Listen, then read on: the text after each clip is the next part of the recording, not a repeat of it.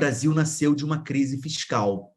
Seu pai foi o déficit, sua mãe foi a inflação. Nas últimas décadas, a historiografia brasileira avançou muito na compreensão da independência do Brasil. Muita coisa foi acrescentada, sobretudo a gente passou a conhecer melhor as independências regionais, digamos, como o processo de independência aconteceu nas diversas províncias da América Portuguesa, a influência das ideias, dos ideais iluministas, das ideias liberais no processo de independência ficou mais claro, mas a gente achava que ainda havia uma dificuldade de se responder a uma pergunta fundamental de qualquer pesquisa histórica, que é por que naquele momento? Por que em 1820? A família real e boa parte do Estado português chegam ao Rio de Janeiro em 1808, continuam aqui e chegam aqui por causa das guerras napoleônicas, porque Portugal é invadido pelas tropas francesas, mas continuam aqui depois do fim da guerra, continuam aqui depois de 1815, continuam por alguns anos, e a crise que vai levar primeiro ao fim do absolutismo e depois à independência do Brasil, são dois movimentos, mas que fazem parte mais ou menos da mesma crise política.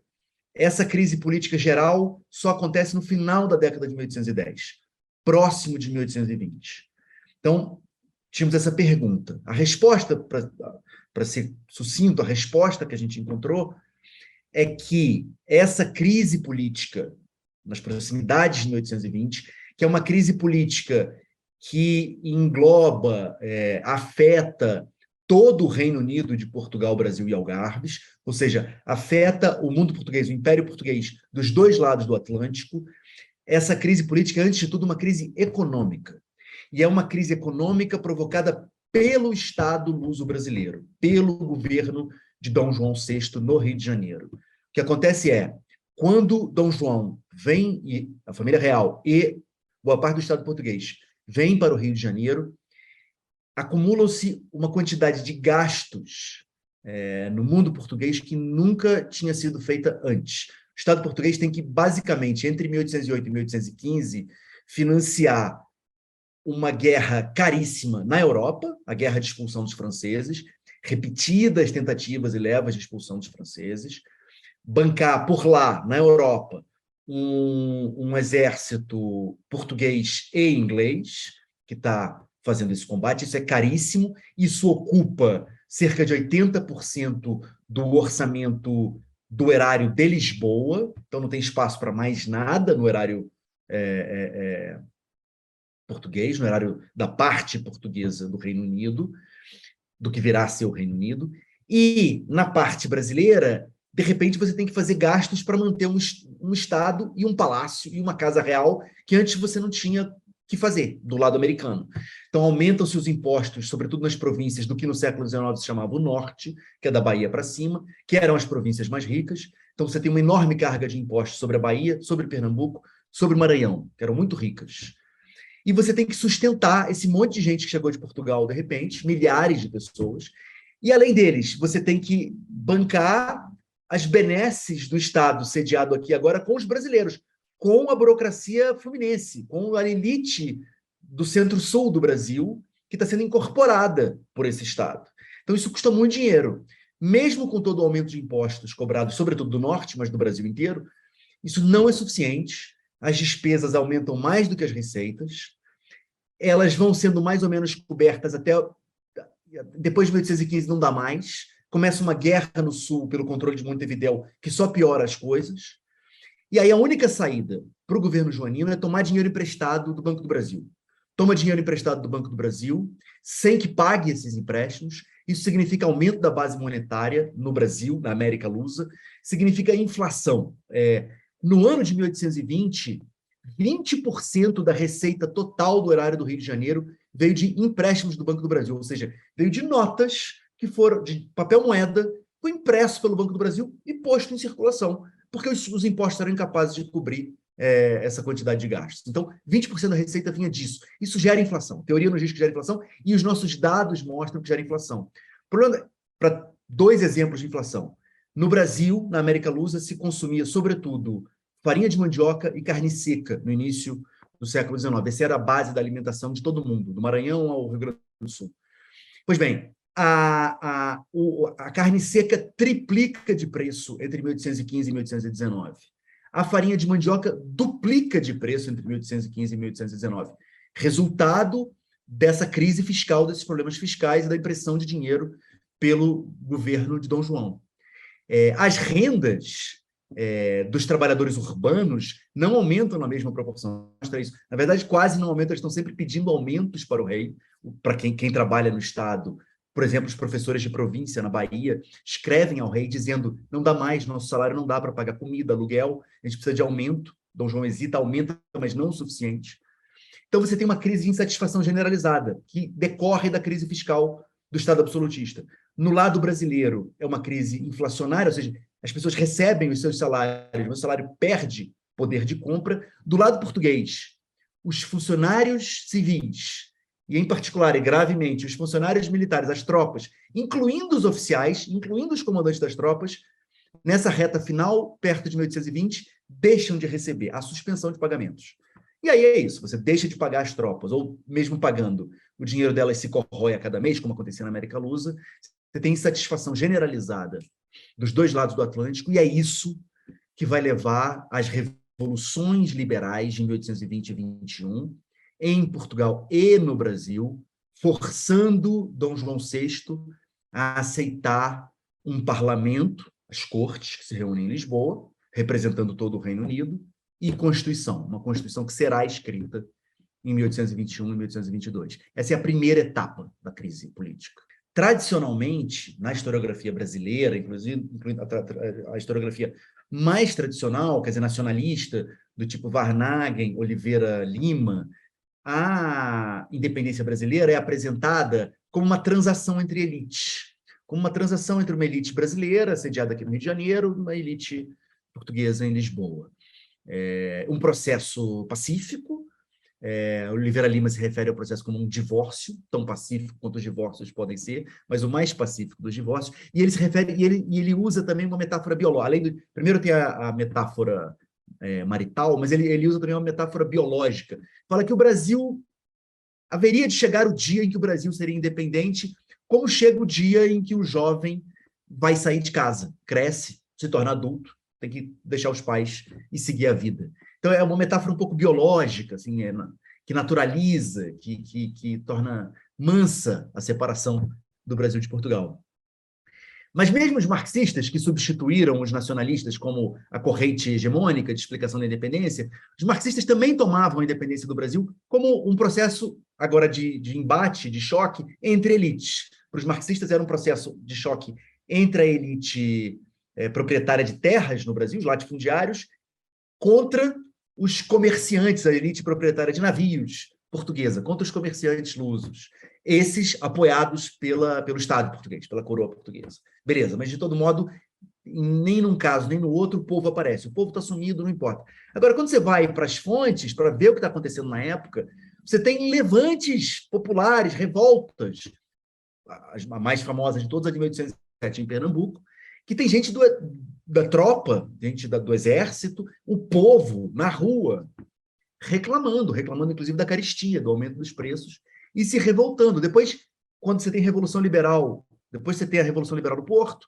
você tem a adesão de Lisboa, a mesma coisa acontece do lado de cá do Atlântico, quer dizer, você tem a Revolução Liberal na Bahia, em janeiro de 1821, em que o povo vai para a rua exigir mudança, exigir que os ministros de Dom João sejam substituídos, exigir Constituição, é o povo que pede isso, junto com a tropa. Mesma coisa no Rio de Janeiro, em fevereiro, final de fevereiro, quando finalmente a Revolução Liberal luso-brasileira é bem sucedida, porque a capital sucumbe, quer dizer, o centro do império naquele momento, que é o Rio de Janeiro, por uma revolta urbana, das classes médias, urbanas e populares, junto com a tropa, forçam o rei desses dois continentes a jurar uma Constituição que ainda vai ser escrita.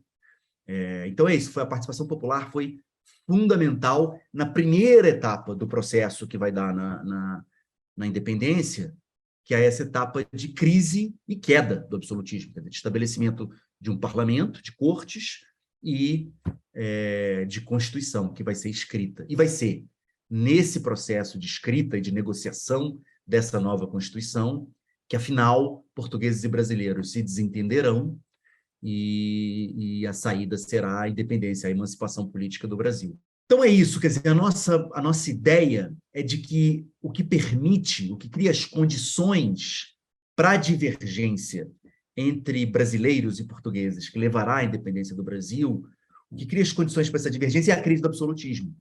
É a perda de poder, desse poder tradicional do rei, Dom João VI, que estava no Rio de Janeiro, quando você tem essa crise fiscal e econômica grande, que leva ao fim do seu governo, ao fim do tipo de governo que você tinha até ali, até aquele momento.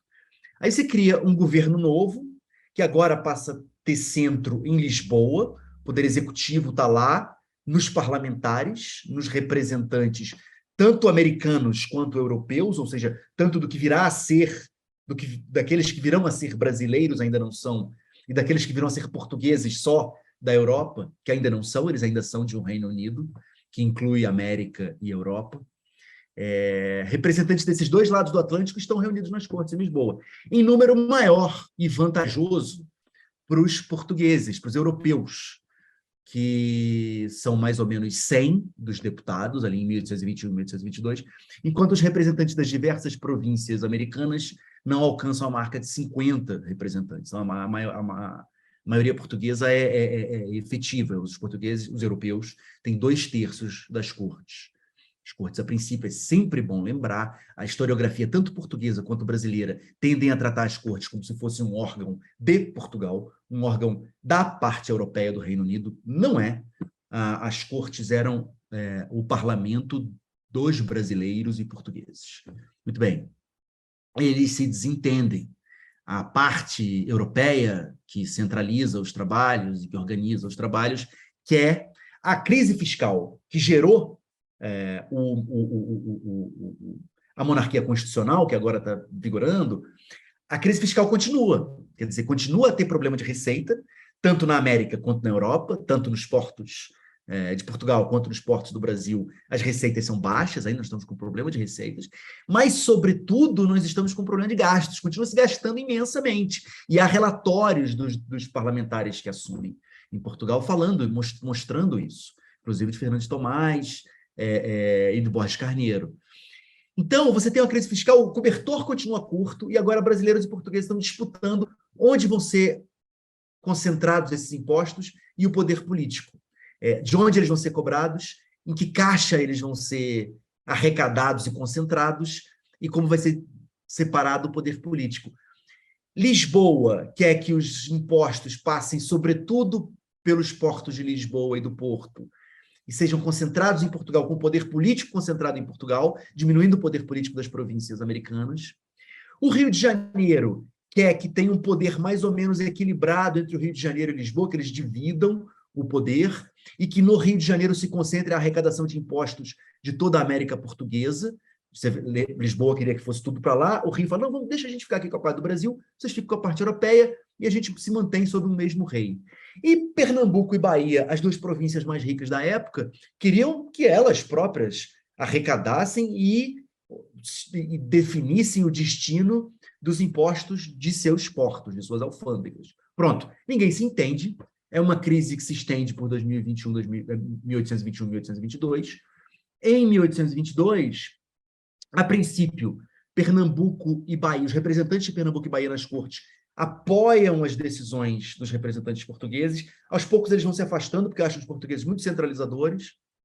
E, finalmente, o Rio de Janeiro consegue trazer Pernambuco e Bahia para sua causa, quando Dom Pedro, que está o tempo todo no Rio de Janeiro, o herdeiro da coroa, promete ficar e promete uma constituição aos brasileiros, uma constituição só brasileira.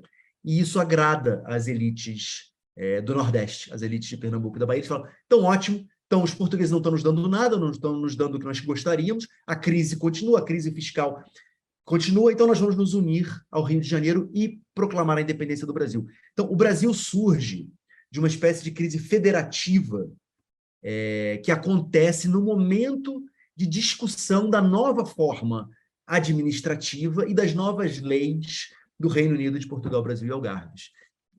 Os dois lados do Atlântico não conseguem se entender sobre o que fazer, e, afinal, o lado de cá se separa e, em setembro de 1822, Cipriano Barata, representante baiano, diz aos portugueses, aos representantes portugueses no parlamento e às galerias repletas do povo de Lisboa, que odiava Cipriano Barata, ele diz: adeus, senhor Portugal.